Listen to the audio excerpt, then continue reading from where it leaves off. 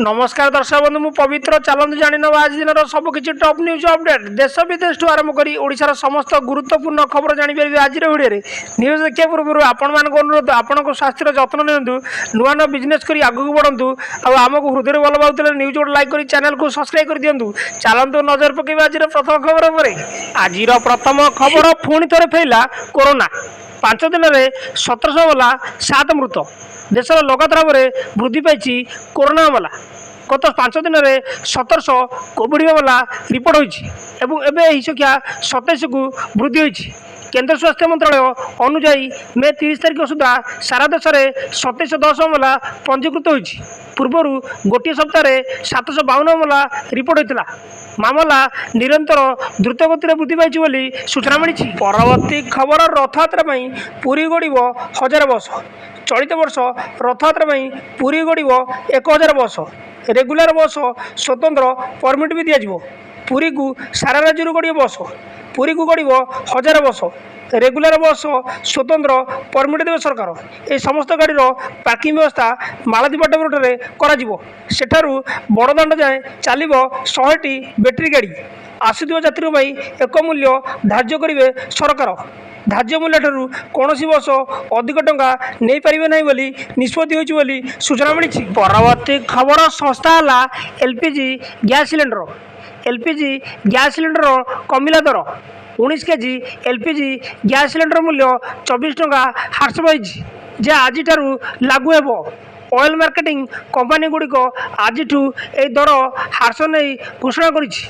फल hotel restaurant एवं व्यवसाय क्षेत्र को आश्वस्ति प्रदान करें सूचना मिली। परवर्ती खबर ओडिशा रे प्रथम कोविड आक्रांत मृत्यु राज्य में चलित वर्षर प्रथम कोविड आक्रांत मृत्यु होती सूचना मिली। किछि दिन तले से कोविड आक्रांत चिन्हट होते कोविड बहु रोग आक्रांत थे। मृतक जड़े वृद्ध घर रही चिकित्सा होते एने स्वास्थ्य विभाग पक्ष कौन प्रतिक्रिया मिलना सूचना। परवर्ती खबर खूब शीघ्र बदल भुवनेश्वर मास्टर कैंटीन छकर नाम खूब शीघ्र बदल भुवनेश्वर सबुठारु परिचित तथा पुराणा छकर नाम ताला मास्टर कैंटीन छक।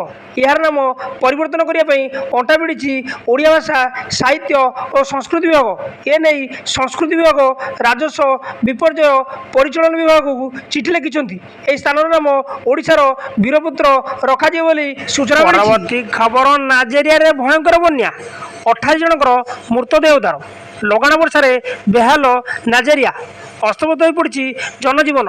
एठारे प्रबल वर्षा जो अनेक अंचल भयंकर बन्या परिस्थिति रे सम्मुखीन होइछि। नाइजेरिया प्रदेश में मका सहर में बन्या जो अतिक्रम 28 जनकर मृत्यु होइछि। बन्या रे अनेक लोक निखोज कहुई बोली सूचना मिली। परवर्ती खबर आसाम रे प्रबल वर्षा भूस्खलन में 5 मृत। आसाम रे प्रबल वर्षा जो भूस्खलन में छोट शिशु समेत अतिक्रम 5 जन मृत्यु होइछि। वर्षा जो लोक यातायात बाधा उपजुछि। घटनास्थल में एनडीआरएफ एसडीआरएफ टीम पहुंची उद्धार कार्य करुछंती सूचना मिली। परवर्ती खबर श्रीलिंगराज मंदिर में विवाट को नहीं नीतिकांत बंद।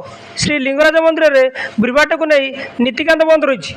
बिना मंगल आलती साण मेला दर्शन को नहीं विवाद देखाई।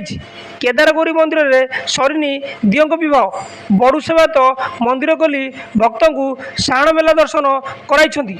एने बंद रही नीतिकांत सेवायत निजक मध्य असंत देखाई सूचना मिली।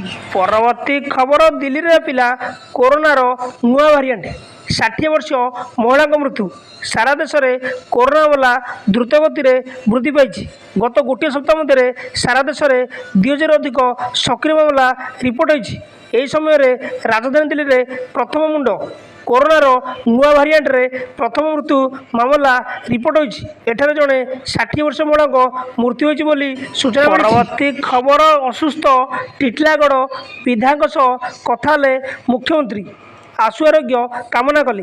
टिटलागढ़ विधायक नवीन कुमार जैन असुस्थ थिबारु से रायपुर रामकृष्ण हॉस्पिटल रे चिकित्सित होउछन्ती। मुख्यमंत्री मोहन चरण माझी आज टेलीफोन जोगे श्री जैन कथा हो स्वास्थ्य अवस्था विषय पचारि बुझीते सूचना मिली। परवर्ती खबर ओडिया पर्यटक निखोज 4 ଜଣ ପର୍ଯ୍ୟଟକ ମିଳୁନି ପତ୍ତା। ସିକିମରେ ଦୁର୍ଘଟଣା ପରେ ନିଖୋଜ ଓଡ଼ିଆ ପର୍ଯ୍ୟଟକ ଏଯାଏ ପତ୍ତା ମିଳିନି। ରାଜ୍ୟ ବିଜେପି ମହିଳା ମୋର୍ଚ୍ଚା ନେତ୍ରୀ ଇତିଶ୍ରୀ ଜେନାଙ୍କ ସମେତ ପରିବାରର 4 ଜଣଙ୍କୁ ଉଦ୍ଧାର ପାଇଁ ଉଦ୍ୟମ କରାଯାଇଛି। ଏନ୍ଡିଆର୍ଏଫ୍ ଟିମ୍ ଉଦ୍ଧାର କାର୍ଯ୍ୟରେ ସାମିଲ ହୋଇଛି। ଇତିଶ୍ରୀଙ୍କ ସାନ ପୁଅ ଓ ପୁତୁରାଙ୍କ ମେଡିକାଲରେ ଚିକିତ୍ସା ଚାଲିଛି। ପୁଅ ସାଇରାଜଙ୍କ ସ୍ୱାସ୍ଥ୍ୟାବସ୍ଥା ଠିକ୍ ଥିଲାବେଳେ ପୁତୁରା ଅଂଶୁମାନଙ୍କର ସ୍ୱାସ୍ଥ୍ୟାବସ୍ଥା ଗୁରୁତର ରହିଛି। ଓଡ଼ିଶାରୁ ଯାଇଥିବା ସ୍ୱତନ୍ତ୍ର ଟିମ୍ ସିକିମରେ ପହଞ୍ଚିଥିଲେ ମଧ୍ୟ ପ୍ରବଳ ବର୍ଷା ଯୋଗୁଁ ମେଡିକାଲରେ ପହଞ୍ଚି ପାରିନାହାନ୍ତି ବୋଲି ସୂଚନା ମିଳିଛି। ପରବର୍ତ୍ତୀ ଖବର ଏଣିକି 5 ବର୍ଷ ଅଭିଜ୍ଞତା ନଥିଲେ ଆମୋ ବସ ଡ୍ରାଇଭିଂ ମନା।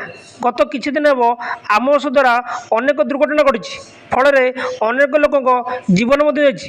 ତେବେ ଆମୋ ବସ ଦୁର୍ଘଟଣା ପରେ କଡ଼ା ଅଭିମୁଖ୍ୟ ଗ୍ରହଣ କରିଛି କ୍ରୁଟ୍। ଏଣିକି ସବୁ ଡ୍ରାଇଭରଙ୍କର ଦକ୍ଷତା ଯାଞ୍ଚ କରାଯିବ। 5 ବର୍ଷରୁ ଅଧିକ ଅଭିଜ୍ଞତା ନଥିବା ଡ୍ରାଇଭରଙ୍କୁ ନିଯୁକ୍ତି ଦେବାକୁ ନିଷ୍ପତ୍ତି ନିଆଯାଇଛି ବୋଲି ସୂଚନା ମିଳିଛି। ପରବର୍ତ୍ତୀ ଖବର ପୁଣି ବାଜିବ ସାଇରନ୍। ଭାରତ ପାକିସ୍ତାନ ସୀମାରେ ଉତ୍ତେଜନା ଓ ରାଜନୈତିକ ହଲଚଲ ଭିତରେ ପୁଣି ଥରେ ଦେଶର ସୁରକ୍ଷାକୁ ନେଇ ଚର୍ଚ୍ଚା। ପଞ୍ଜାବ, ଗୁଜରାଟ, ହରିୟାଣା, ଚଣ୍ଡିଗଡ଼ରେ ହେବ ମକ୍ ଡ୍ରିଲ୍। ସମ୍ଭାବ୍ୟ ଏୟାର ଷ୍ଟ୍ରାଇକ୍, ଡ୍ରୋନ୍ ଆକ୍ରମଣରେ ମୁକାବିଲା ପାଇଁ ଏସବୁ ରାଜ୍ୟକୁ ଅପରେସନ ସ୍କିଲ୍ଡରେ ସାମିଲ କରାଯିବ। ସନ୍ଧ୍ୟା 5ଟାରୁ ରାତି 9ଟା ପର୍ଯ୍ୟନ୍ତ ମକ୍ ଡ୍ରିଲ୍ ହେବ ବୋଲି ସୂଚନା ମିଳିଛି। ନ୍ୟୁଜ୍ଟି ଏଇଠି ସମାପ୍ତ ହୋଇଛି। ନ୍ୟୁଜ୍ଟି ଭଲ ଲାଗିଥିଲେ ଆପଣମାନଙ୍କ ଅନୁରୋଧ ନିହାତି ଭାବେ ନ୍ୟୁଜ୍ ଗୋଟେ ଲାଇକ୍ କରି ଚ୍ୟାନେଲକୁ ସବସ୍କ୍ରାଇବ୍ କରିଦିଅନ୍ତୁ ଓ ଆପଣମାନେ କେଉଁ ଜିଲ୍ଲାରେ ନ୍ୟୁଜ୍ଟି ଦେଖୁଛନ୍ତି ନ୍ୟୁଜ୍ରେ କମେଣ୍ଟ କରି ଜଣାନ୍ତୁ। ରହିଲୁ, ଜୟ ଜଗନ୍ନାଥ, ଧନ୍ୟବାଦ।